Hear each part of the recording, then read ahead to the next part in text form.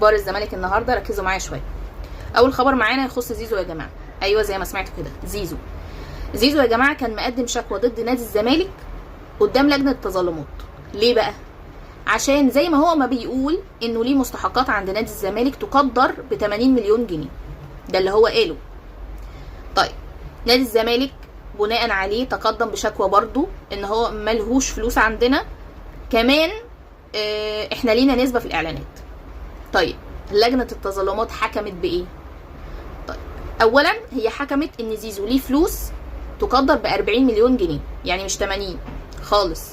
طيب والشكوى اللي مقدمه من نادي الزمالك اترفضت مع احقيه نادي الزمالك في 10 مليون جنيه نسبه الاعلانات. طيب انا طبعا ما كنتش متوقعه اصلا لجنه التظلمات تجيب حق الزمالك ومش هتقف ضد لاعب راح الاهلي، ده شيء بديهي جدا. بس خلينا هنا نقول بقى الناس اللي قعدت تهيج تقول لك اصل زيزو مدين الزمالك ب 80 مليون. ممكن اعرف فين الناس دي؟ كان كلامهم بناء على ايه؟ 80 مليون ده هو الوحيد اللي كان بياخد فلوسه عندنا. بغض النظر كده يا جماعه، من الاخر احنا مطالبين ان احنا نسدد لزيزو 30 مليون جنيه فقط.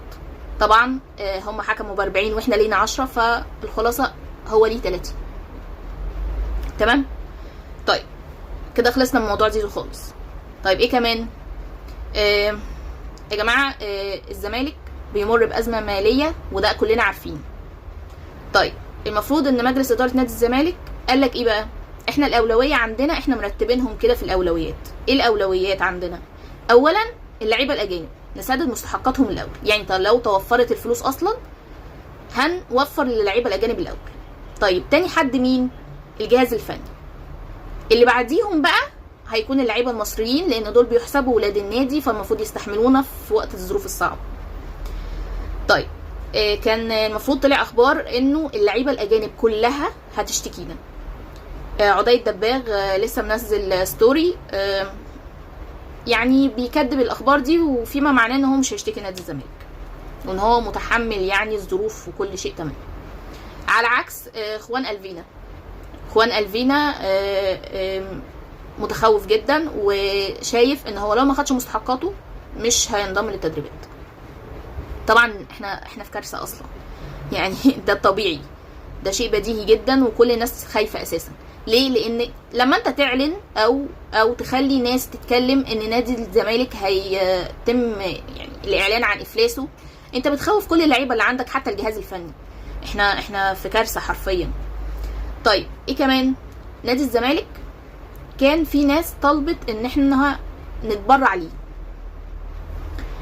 فمجلس اداره نادي الزمالك قال لك احنا مش هنعمل يعني حساب بنكي للتبرع، لان اوريدي في حساب اصلا من سنه 2021 تقريبا حاجه كده او 2022. فاللي عايز يتبرع وهو حساب شغال لحد دلوقتي. طلع بقى ناس من محبين نادي الزمالك قالوا ان هم هيتبرعوا. هل فعلا هيتبرعوا او لا انا معرفش. منهم مين؟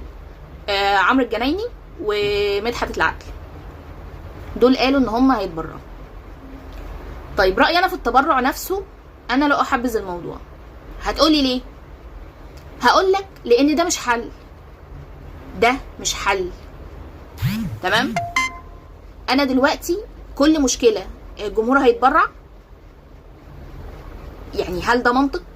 مش منطق، صح؟ انا عايزة حلول، انا عايزة موارد تفضل موجودة حتى لو الناس دي مشيت، حتى لو مفيش مجلس اداره موجود، موارد شغاله بتدر ربح للنادي. ليه؟ لان النادي ما بيقفش على حد. ما ينفعش افضل عايشه على 2 رجال اعمال يتبرعوا لي فانا اعيش على حسهم كده، ما ينفعش. ولو عملت حاجه رجل الاعمال ده مش عاجباه فما يتبرعش فيعاقبني، ازاي يعني؟ مش عاجبني الموضوع بصراحه. طيب لو عشان الازمه الحاليه ماشي ممكن نمشي الدنيا، بس ده ما ينفعش يبقى حل يا جماعه موجود على طول، ما ينفعش. طيب ايه كمان؟ طبعا احنا في افريقيا يا جماعه هنلعب، فالمفروض احنا هنقابل فريق اسمه ديكاداها الصومالي، هو اسمه رخم كده. فطبعا احنا كنا المفروض نلعب ماتش خارج ارضك وماتش على ارضك. فاحنا عرضنا على الفريق ان احنا نستضيفه هنا في القاهره مع تحمل تكاليف السفر وكل حاجه والاقامه يعني، والفريق وافق. وكمان اتحدد من الاتحاد الافريقي طاقم الحكام خلاص، وهو طاقم حكام من اثيوبيا. فالموضوع هيبقى كويس جدا ولطيف عندنا في مصر، والموضوع بحضور جماهيري بقى يعني المفروض اللعيبه تكسر الدنيا. مع احترامي الفريق ده متواضع جدا جدا، فاحنا المفروض نكسبه بسهوله. اتمنى بقى تبقى اللعيبه رجاله. اخر خبر معانا يا جماعه ان فيريرا المدير الفني لنادي الزمالك هيوصل بكره من الاجازه بتاعته، وطبعا هيتم الاجتماع مع جون ادوارد مع المدير الفني مع مجلس الاداره لبحث ليه تم تراجع الاداء والنتائج الفتره الاخيره. طبعا انا مش شايفه اصلا ان الموضوع ده يعني هينتج عنه اي شيء خالص، ماشي ليه؟ لان هو اصلا مش عامل سيستم احنا ماشيين عليه، مفيش اسلوب معين الزمالك بيلعب بيه، فاهميني؟ انا بحس ان احنا كل مباراه احنا على الله بقى، احنا يا هنكسب يا هنخسر يا هنتعادل، بس انت مش فاهم ليه. يعني احنا النهارده خسرنا ليه مش هتعرف، كسبنا ليه برضو مش هتعرف، فمفيش فايده بصراحه. كمان عايزه اقول انه المشاكل الماديه حتى للاعيبه المصريين يا جماعه مش للاجانب بس. كان في ازمه كبيره عند لاعب في الزمالك انه مش عارف يدفع القسط بتاع عربيته وكان مهدد انه يتحبس. عرفت انه في حد تدخل من مجلس الاداره وحل الموضوع، وكمان المدير الفني بيحاول يعني يحل الموضوع مع اللعيبه. يعني انت متخيل انت وصلت الفريق لايه؟ انت خليت اصلا المدير الفني يعمل ايه؟ بيتكلم في حاجات اصلا مش بتاعته خالص. فالنقطه المضيئه الوحيده في موضوع فيريرا ده انه مش بيطالب بمستحقاته بصراحه.